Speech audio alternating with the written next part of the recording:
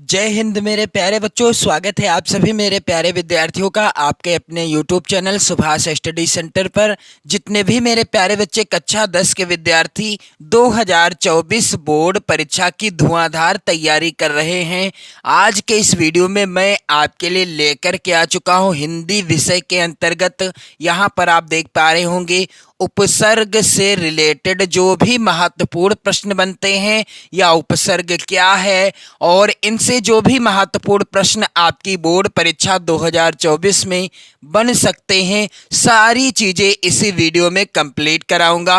Video काफ़ी ज़्यादा important है और यहाँ पर जो मैं आपको बताने वाला हूँ वह भी आपके लिए, आपकी बोर्ड परीक्षा के लिए वेरी वेरी इम्पोर्टेंट है। मैं 100% की गारंटी लेता हूँ यहाँ से आपकी बोर्ड परीक्षा में एक ना एक प्रश्न जरूर आएगा, क्योंकि उपसर्ग से रिलेटेड प्रश्न 100% आता है बोर्ड परीक्षा में। तो चलिए मेरे प्यारे बच्चों, ज़्यादा समय मैं आपका नहीं लूँगा।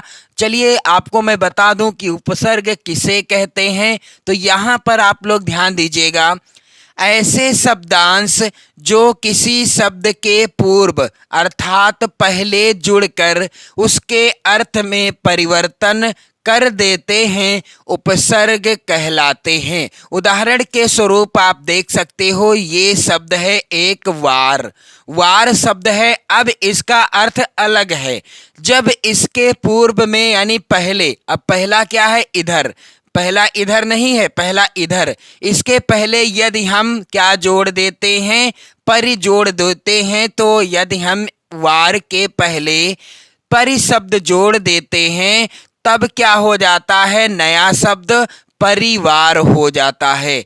अब मेरे प्यारे बच्चों, ऐसे शब्दांश जो किसी शब्द के पूर्व यानी पहले जुड़कर उसके अर्थ में क्या कर देते हैं, परिवर्तन कर देते हैं। अभी तक वार का अर्थ कुछ और था, वार का कुछ अर्थ और था, यानी वार यानी मारना, इसका अलग अर्थ था, लेकिन इसके पहले अब परि जो है शब्दांश जुड़ गया है। अब जब ये जुड़ गया है यानी ये उपसर्ग जुड़ गया है, तो अब इसका अर्थ क्या हो गया है, बदल गया है। तो ये जो हैं, ये जो पहले जुड़ते हैं, इन्हीं क्या कहते हैं, इन्हें ही हम उपसर्ग कहते हैं या ये ही उपसर्ग कहलाते हैं। उम्मीद करता हूँ आपको अच्छे से समझ में आ गया होगा। आप लोग कमेंट करके बताइएगा। मेरे प्यारे बच्चों, यहाँ से 100% प्रश्न आपकी बोर्ड परीक्षा में बनेगा। चलिए कुछ महत्वपूर्ण उपसर्ग और उनसे निर्मित जो शब्द हैं उनको भी ध्यान में रख लेते हैं, क्योंकि यहाँ से प्रश्न जरूर आते हैं। आ से कौन कौन से शब्द बन जाएंगे, अनाथ, अधर्म, अविश्वास, असुविधा, अचेतन। जैसे सुविधा है, सुविधा में आ उपसर्ग जोड़ दिया गया तो क्या हो गया, असुविधा। इसी तरह से अन से क्या बनेगा, अनजान, अनमोल, अनावश्यक, अनादर, अनसुना। अनु उपसर्ग से यहाँ पर आप लोग ध्यान दीजिएगा, अनुगमन, अनुराग, अनुसरण, अनुशासन और अनुचर। मेरे प्यारे बच्चों, आपको मैं आगे वीडियो में बताऊंगा कि प्रश्न किस तरीके के आएंगे। यहाँ पर अप उपसर्ग से अपमान, अपराध, अपयश, अपशब्द, अपवाद। इसी तरह से मेरे प्यारे बच्चों, अभि से अभिलाषा, अभिप्रेरणा, अभिमान, अभ्युदय और अभिशाप। इनमें यानी इन सभी में क्या है, अभि उपसर्ग जुड़ा हुआ है। यहाँ पर आप देख सकते हैं मान में अभि उपसर्ग है और शाप में भी अभि उपसर्ग है, अभ्युदय में भी अभि उपसर्ग है, अभिलाषा में भी क्या है, लाशा में भी अभि उपसर्ग जुड़ा हुआ है।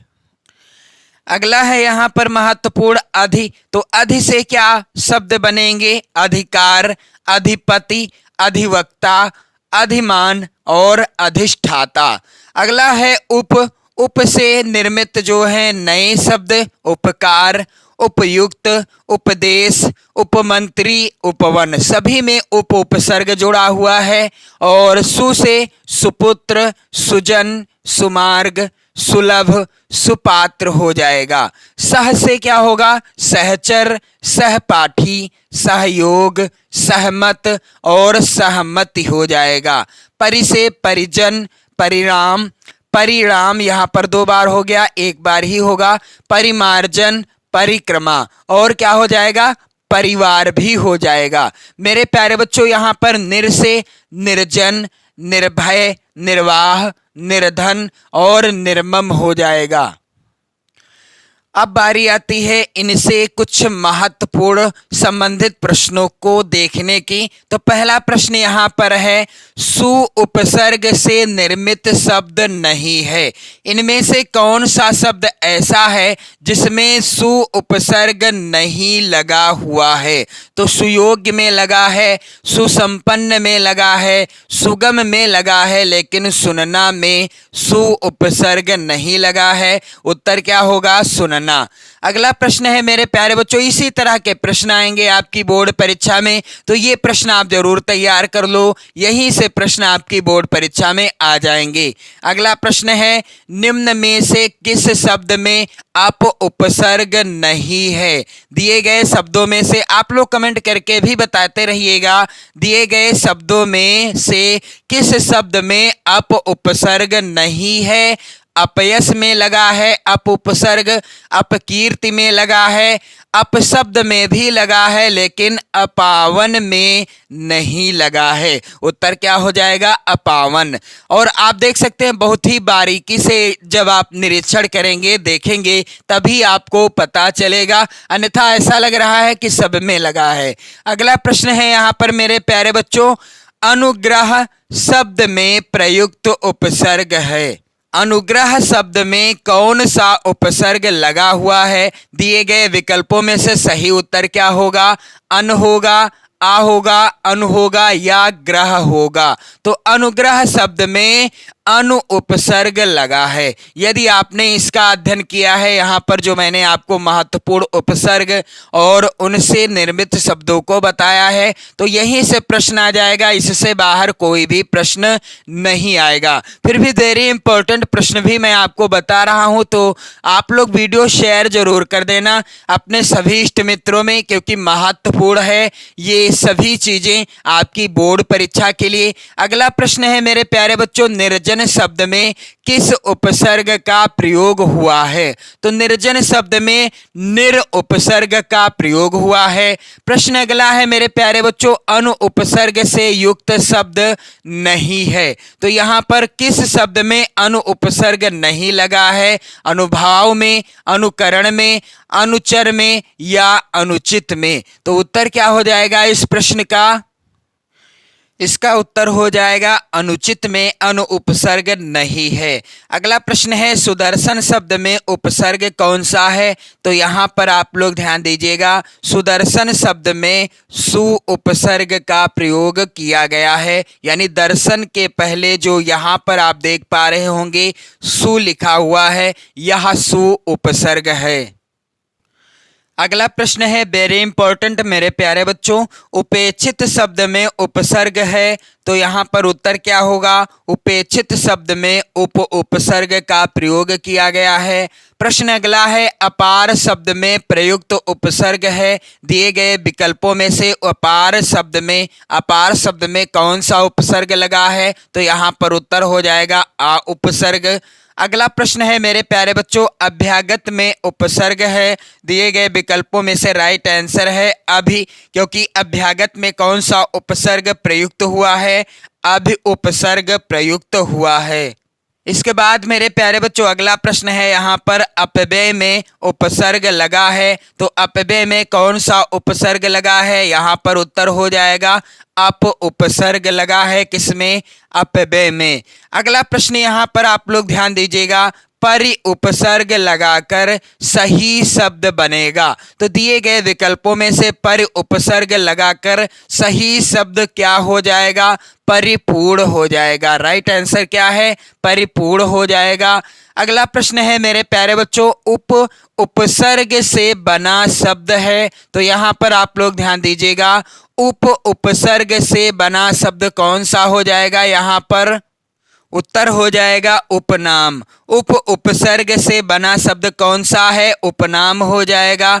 अगला प्रश्न है मेरे प्यारे बच्चों, और मेरे प्यारे बच्चों इन सभी प्रश्नों को आप लिख लेना। मैं वादा करता हूं कि इन्हीं में से एक ना एक प्रश्न आपकी बोर्ड परीक्षा में आ जाएगा। अगला प्रश्न है, अधिग्रहण शब्द में प्रयुक्त उपसर्ग है, तो अधिग्रहण शब्द में कौन सा उपसर्ग प्रयोग किया गया है? अधि उपसर्ग का प्रयोग किया गया है। प्रश्न अगला है, परिजन शब्द में उपसर्ग कौन सा है? परिजन शब्द में परि उपसर्ग का प्रयोग किया गया है। और अभिवादन, अभ्युदय, अभिजात शब्द में उपसर्ग कौन सा है? तो उत्तर हो जाएगा अभि उपसर्ग का प्रयोग किया गया है। पर्यावरण शब्द में प्रयुक्त उपसर्ग कौन सा है? तो पर्यावरण शब्द में परि उपसर्ग का प्रयोग किया गया है। सह उपसर्ग लगाकर सही शब्द बनेगा। सह उपसर्ग लगाकर सही शब्द कौन सा बनेगा? यहां पर उत्तर हो जाएगा सहकर्मी बनेगा। अगला प्रश्न है मेरे प्यारे बच्चों, निम्न में से किस शब्द में आ उपसर्ग नहीं है? तो यहाँ पर आप लोग ध्यान दीजिएगा, किस शब्द में आ उपसर्ग नहीं है? उत्तर हो जाएगा यहाँ पर पहला ही विकल्प, अचानक। क्या उत्तर हो जाएगा? अचानक शब्द में आ उपसर्ग का प्रयोग नहीं किया गया है। कौन सा शब्द निरुपसर्ग रहित है, यानी किस शब्द में निरुपसर्ग का प्रयोग नहीं हुआ है? तो यहाँ पर उत्तर हो जाएगा, यहाँ आप लोग ध्यान दीजिएगा, निराकार होगा, निष्कपट होगा, या निर्जन या निर्वय होगा। उत्तर हो जाएगा निष्कपट। पहला ही विकल्प है जिसमें निरुपसर्ग का प्रयोग नहीं किया गया है। अगला प्रश्न है यहाँ पर, किस शब्द में परि उपसर्ग नहीं है? तो उत्तर क्या हो जाएगा? परिचर्या, परिचारक, परिंदा या पर्यावरण। किस शब्द में परि उपसर्ग नहीं है? तो इसका उत्तर होगा मेरे प्यारे बच्चों, यहाँ पर आप लोग ध्यान दीजिएगा, इस प्रश्न का उत्तर हो जाएगा, आप लोग ध्यान देंगे, परिंदा। परिंदा में परि उपसर्ग का प्रयोग नहीं किया गया है। और यहाँ पर सबसे इंपॉर्टेंट प्रश्न, कौन सा शब्द निरुपसर्ग रहित है, किसमें निरुपसर्ग का प्रयोग नहीं हुआ है? तो यह भी प्रश्न रिपीट हुआ है, यहाँ मैंने बता ही दिया, यहाँ पर उत्तर होगा निष्कपट। तो मेरे प्यारे बच्चों सभी महत्वपूर्ण प्रश्नों को बता दिया आपको और उपसर्ग को भी बता दिया। यहाँ से एक प्रश्न 100% आपकी बोर्ड परीक्षा में आएगा। आप लोग कमेंट करके जरूर बताना कि आपको वीडियो कैसा लगा। वीडियो शेयर कर देना। इसी तरह के वीडियो देखने के लिए आप चैनल को सब्सक्राइब कर लेना। पढ़ते रहें, मस्त रहें, स्वस्थ रहें। जय हिंद।